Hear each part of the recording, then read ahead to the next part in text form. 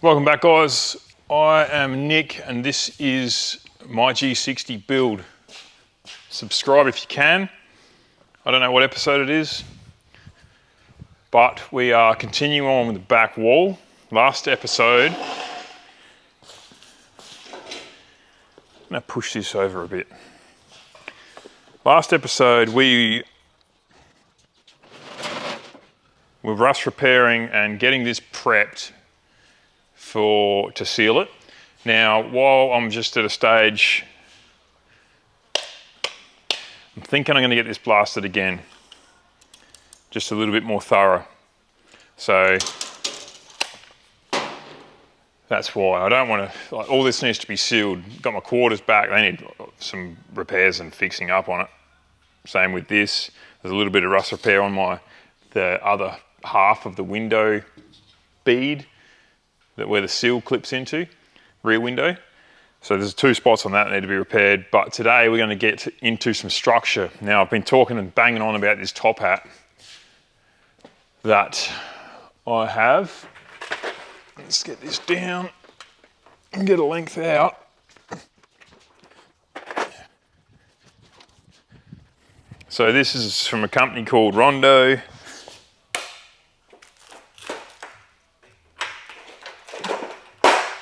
They do all sorts of steel frame stuff for the construction industry.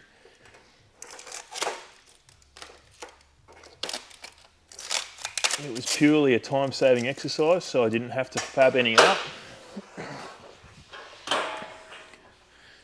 But that's the general gist of it. I can't see if that's in focus. You'll see plenty more of it. So this is going to act as the structure in my back wall. I'll also put this back up. I will also probably use this. Now, there wasn't any from factory, but that doesn't mean it was the right thing to do by Nissan.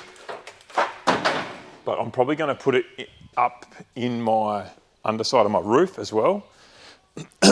Also, I need something under my guards because I want to be able to basically stand on it or sit on them guards, lean on them. I don't want to be damaging panels and pushing them in with such a flat panel. You don't have any structure in it. So all this sort of stuff saves me making it, which means it's a time saver. Also, I've got to alter my bonnet.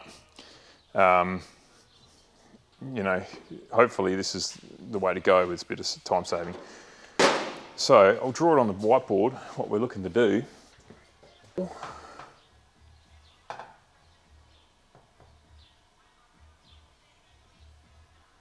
Pretty good drawer. That is the inside. So we've got our, what is it? 3. This is where we have the bead rolled details in the back wall. So they face in, the impression's in, so this is inside the cab if you were looking at it from inside out. So I want to have a structure, so there was one across here and one across here that you would have seen me unspot welding because there's rust in between all the flanges. There was also one in here and one in here. What I want to do is create all that again and also put one right up here. So I'm going to notch all these intersections so they actually all line up nicely. And then is what I'm thinking I'll do, and this will run through to the edge pretty well. I'm thinking that I'll either make a heap for these quarter panels, because they also had gusset strengthening structure in it as well. So that obviously went around a corner like that.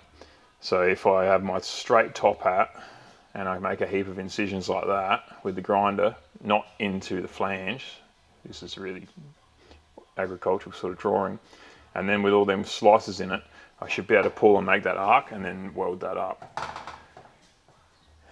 I'll try a different way to start with and see if I can heat it up in one piece and bend it into a jig and push it in. That would be quicker and easier, but I'm not sure it will do it. And then I want to notch it over top of this one as well, so it actually goes over that seam.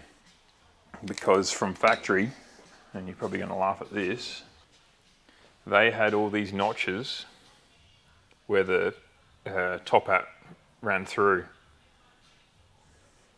which looks like that's factory. That hasn't been me cutting it apart. So I'm going to keep that continual flange, because they've just, if you can picture this meets the back wall, this flange, and then they've just cut that out. That is literally a factory cut. And then instead of that flange, a nice seam running right up and down, they've just welded that section. So I don't want to do that. This will be much nicer, much more professional. So yeah, let's start getting some cuts, some measurements and some cuts. The bottom one will run right through. 1420, I think we'll make it.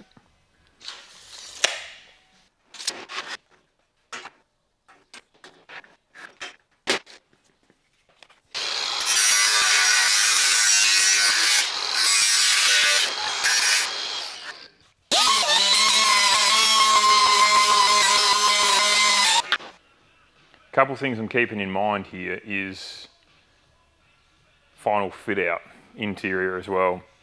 These are going to be useful to fix things too, like putting the inner skin on. I'll probably sound deaden a lot and insulate it with something. But I'm thinking to the point of putting riv nuts in this channel now. So I've got mounting options. So, you know, put 4 across the bottom, 4 across there, a couple in the middle and a couple up the sides. If they get used, good thinking, Nico. If they don't, well, it doesn't matter.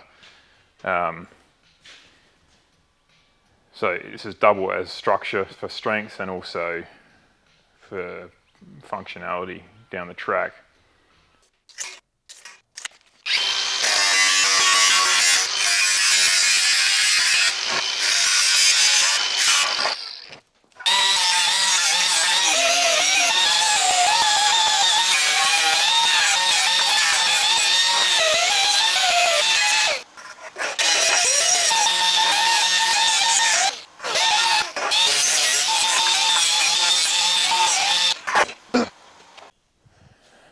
So this is the structure that I'm putting in.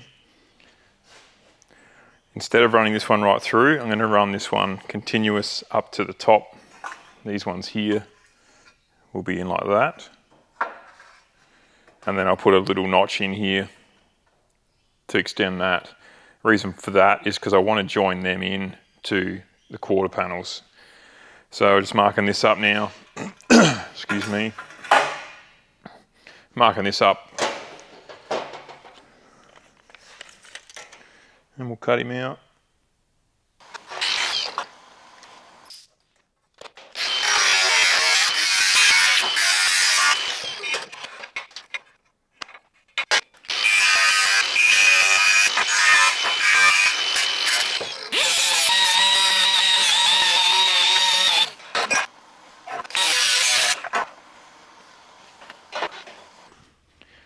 Okay guys, I think I mentioned to you yesterday I dropped off the back wall again to just blast a couple more sections of that.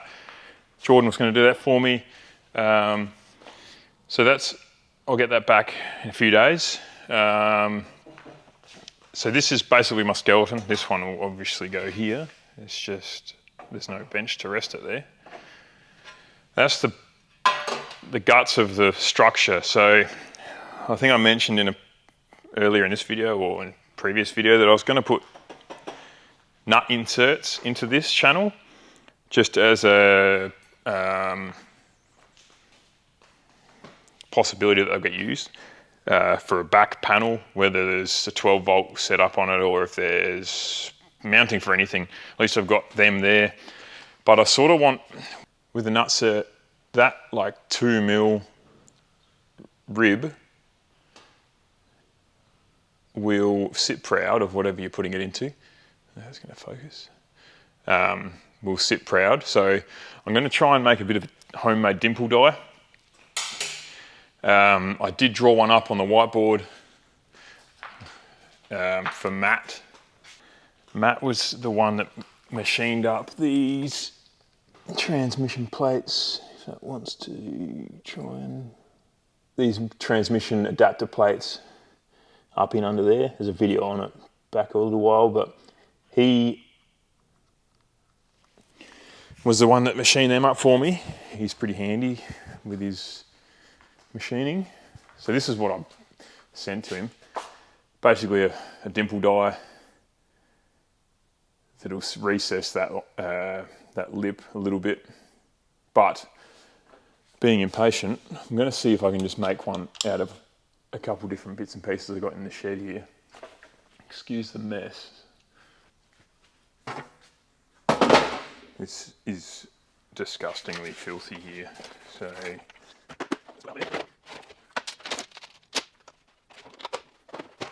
right. What I'm thinking is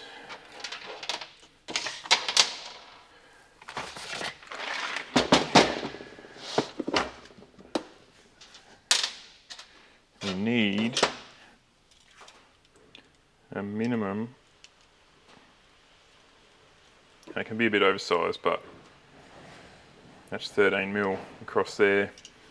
And I've got about, the reason I want to have a hole is so you can locate the male and female die to each other. So I've got about a 9 mil hole I can use, but I reckon if I use a 6 mil bolt, 6 mil bolt with some form of washer, so pretty thick washer, 6 mil, so I need that acts as a bit of a pilot. So I'll drill 6 mil hole into this. That will be, I just don't know how I'm going to locate that into there. I really want that to be located somehow though, that would be nice.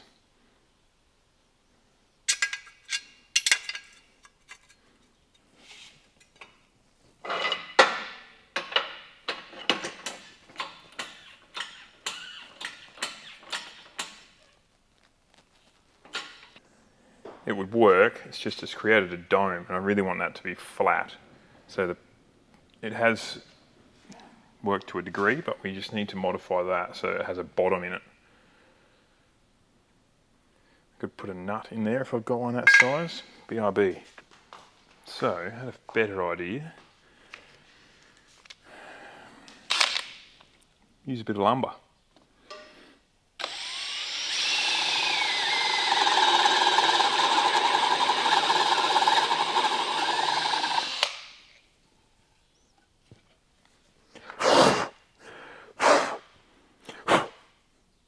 Around about a 3 mil hole depth, and we'll put a 9 mil hole into that, maybe even a 10 might be better. See what sort of blunt 10 mil we've got here.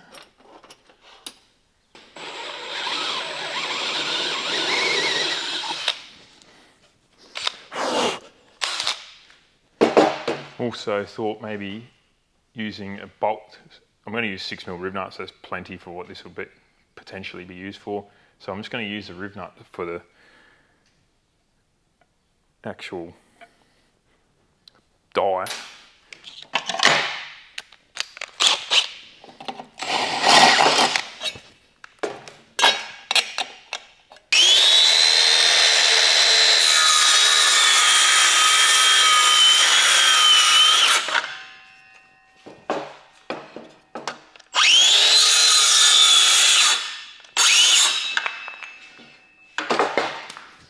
See if that works.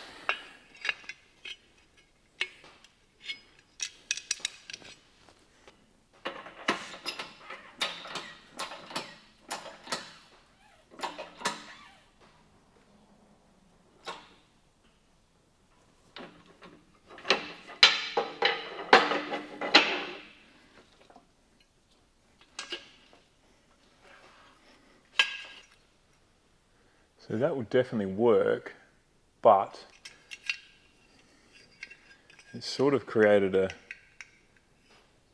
I reckon if I go down like a millimetre in size in hole, I think that'd be a nicer fit. The last thing I want to do is go to this effort and then they just spin when you tighten something into it. So I think that's what I will do.